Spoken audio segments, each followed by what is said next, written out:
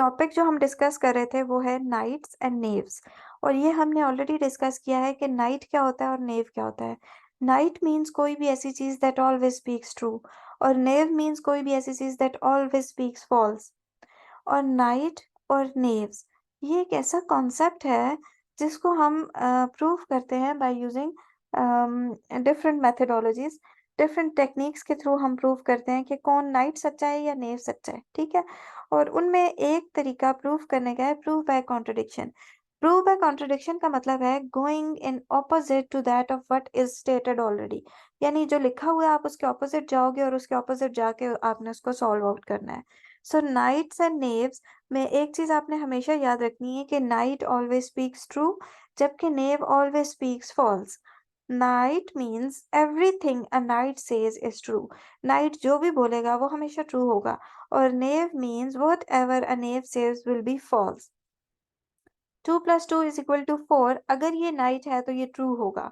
और अगर ये नेव है तो ये बोलेगा 2 + 2 = 3 या 2 + 2 = 5 या 2 + 2 = 8।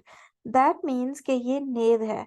और नाइट का मतलब है कि वो हमेशा सच बोलेगा। Example is this: you approach to people, you know the one on the left is knave but you don't know whether the one on the right is knave और नाइट। फॉर एग्जाम्पल एक ऐसी situation है जिसमें हमें ये पता है कि जो लेफ्ट साइड पे बंदा है वो नेव है, लेकिन ये नहीं पता कि राइट वाला नाइट है या नेव है, ठीक है। तो लेफ्ट के बारे में अगर इस तरह की स्टेटमेंट है, left everything she says is true.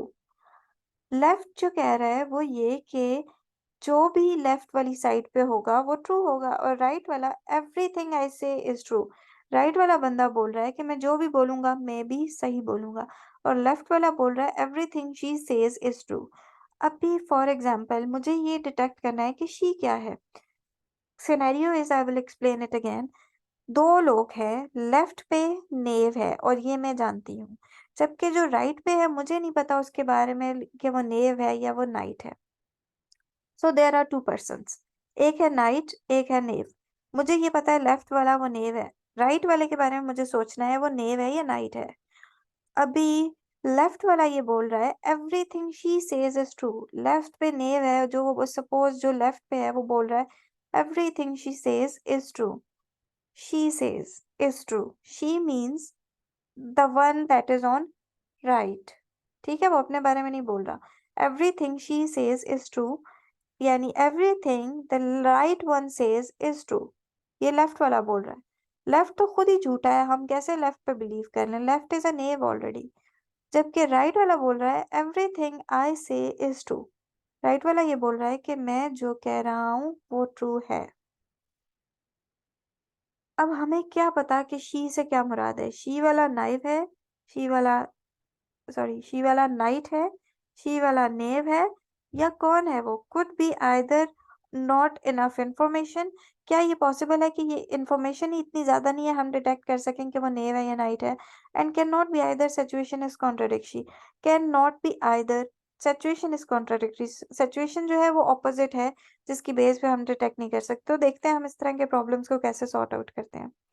You approach one person, but you don't know whether he is knave or a knight. Mystery person, everything I say is true. Mystery person ये बोल रहा है कि मैं जो भी बोल रहा हूँ वो ट्रू बोल रहा हूँ, ठीक है। दैट मीन्स ये वाला राइट वाला जिसके बारे में हमें डिटेक्ट करना है कि ये क्या है, और ये अपने बारे में ये बोल रहा है कि मैं जो भी बोल रहा हूँ वो ट्रू बोल रहा हूँ, ठीक है। So now what is he? Knight, knave could be either or not sufficient information, or it can be a situation that is contradictory. This is how we will approach it. ठीक है।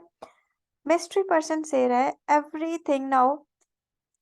पहले scenario में क्या था? You approach one person but you don't know whether he is knave or knight. वो सिर्फ ये बोल रहा है everything I say is true.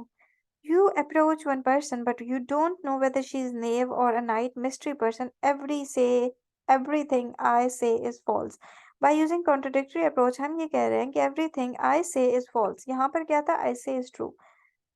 अभी आपने क्या कहा? That is I say is false. हमें नहीं पता वो true भी कह सकता है वो false भी कह सकता है। हम उसकी mystery person की opposition approach या contradiction approach के थ्रू जा रहे हैं, ठीक है। नेक्स्ट क्या होगा? हमें यही डिटेक्ट करना है कि वो है नाइट वो नेव है या हम डिटेक्ट ही नहीं कर सकते। अभी एक सिचुएशन है, you meet 3 people, at least one of us, this is how you handle contradictory part. Now the next is you meet 3 people. A, at least one of us is knave. B, at most 2 of us are knave. C, does not say anything. C कुछ भी नहीं बोल रहा. This is really a tricky one, but make a moment to see if you can determine which of the following is a possible solution. A, knave. B, knight. Sorry, B knave, C knave. First statement के मुताबिक वो कह रहे हैं कि at least one of us is knave. Second statement की के मुताबिक 3 पीपल के मुताबिक, बी के मुताबिक एटलीस्ट 2 ऑफ अस आर नेव, जिसका मतलब है कि 2 तो नेव्स हैं ही हैं. आप क्या करोगे, ए के मुताबिक जब बनाओगे at least one of us is knave, तो पॉसिबल सोल्यूशन ये हो सकता है कि एक नेव है, बी भी या नेव हो सकता है, या सी भी नेव, एटलीस्ट एक नेव जरूर. सेकंड वाला at most two of, at maximum 2 of us are knaves. At most means maximum 2 of us are knaves. तो हम क्या करेंगे, ए भी नाइट है, बी भी नाइट है और सी भी नाइट है सिचुएशन के मुताबिक, इसलिए कि at most 2 of us are knave. Maximum 2 हम में से नेव हो सकते हैं, पर जरूरी नहीं है कि 2 ही नेव, कोई ना भी नेव हो तब भी. एट मोस्ट का मतलब मैक्सिमम, एटलीस्ट का मतलब है एक, कम से कम एक तो जरूर होगा, कम से कम एक तो जरूर नेव होगा. जबकि बी जो कह रहा है एट मोस्ट, उसका मतलब ये है एट मैक्स हम में से 2 नेव हो सकते हैं, ज्यादा से ज्यादा 2 नेव हो सकते हैं. पर इसका कहीं ये मतलब नहीं है कि ज्यादा से ज्यादा 2 ही नेव होंगे. इसका मतलब ज्यादा से ज्यादा 2 नेव्स हो सकते हैं, बट इट ऑल्सो मीन्स कि कोई भी नेव ना हो. दैट केस में आप ये कह सकते हो कि knight knight knight, you are safe with it. और ये हम कॉन्ट्राडिक्टरी के थ्रू जा रहे हैं, ठीक है. उसके बाद क्या है, सी डज नॉट से एनीथिंग. तो सी आप जैसे मर्जी रख लो, आपको उससे कोई फर्क नहीं पड़ेगा. Eliminate wrong choices rather than trying to solve the puzzle directly. यानी इसमें से आपको रॉन्ग चॉइसेस को खत्म करना है. किस तरह से, अगर आप इनको डायरेक्टली ट्रांसलेट करेंगे, आप इनको डायरेक्टली ट्रांसलेट कैसे करेंगे कि at least one of us is knave में सिर्फ एक ही आप नेव बनाओ, कम से कम एक, और बाकी दोनों को आप अपनी मर्जी से नेव नाइट जो बना लो, नाइट नाइट जो बना लो, आप बना सकते हो, ठीक है.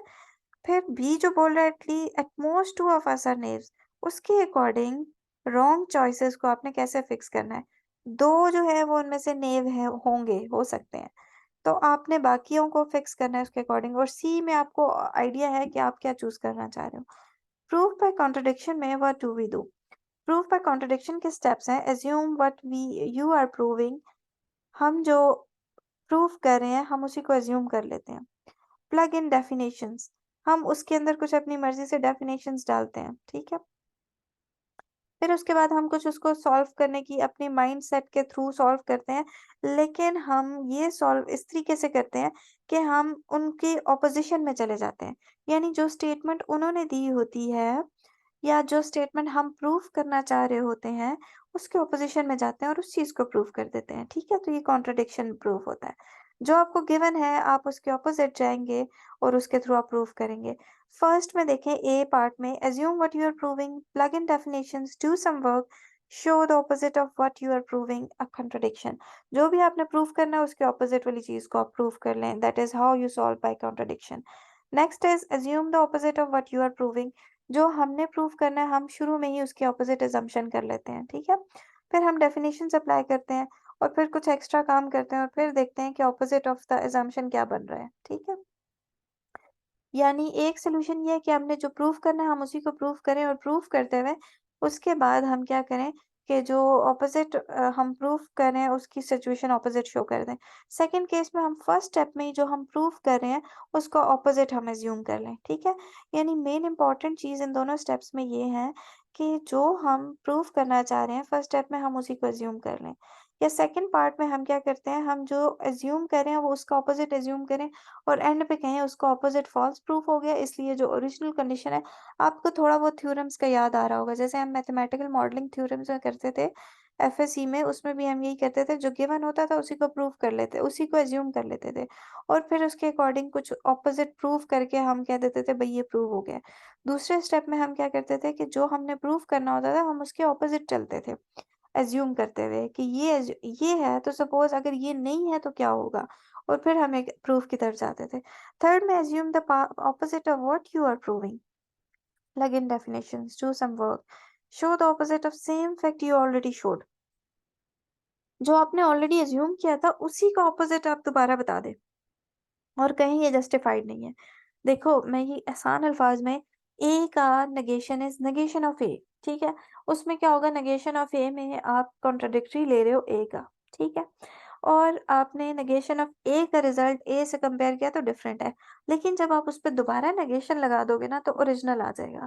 दैट मीन्स कि कॉन्ट्रडिक्शन को हमेशा प्रूव करने के हमारे पास बहुत सारे तरीके होते हैं और सेफ साइड पर रह के हम उनको आराम से प्रूव कर सकते हैं, ठीक है। अब इन्हीं में से कोई एक अप्रोच हम उठाते हैं और उस अप्रोच को यहाँ पर अप्लाई करते हैं। You meet three people, at least one of us is knave, at most two of us are knaves, C does not say anything, at least one of us is a knave. That means हम में से कोई एक कम से कम नेव है। At least one of us is knave, ठीक है। इस केस में एटलीस्ट अगर आपने कॉन्ट्रडिक्शन नहीं जाना, अगर आपने ओरिजिनल स्टेटमेंट को एज्यूम करना है तो आपके लिए ऑप्शंस क्या होंगे? आपके लिए ऑप्शंस ये होंगे कि सी ए को नेव बना लो, आपने सी को नेव बना लिया और बाकी दोनों को आप नाइट बना लो, तो वो क्या होगा, A knight, B knight and C knave. Zeroing in on just one of the three parts of the solution, we will prove by contradiction that A is knight. किसी तरह आप contradiction के through A को prove कर दो कि A knight है. This is how you actually zeroing in on just one of the three parts of the solution.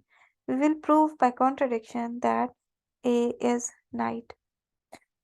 कुछ वर्क यहाँ वापस चलो। Plug in definitions, we have to plug in definitions and then plug in definitions का क्या मतलब है?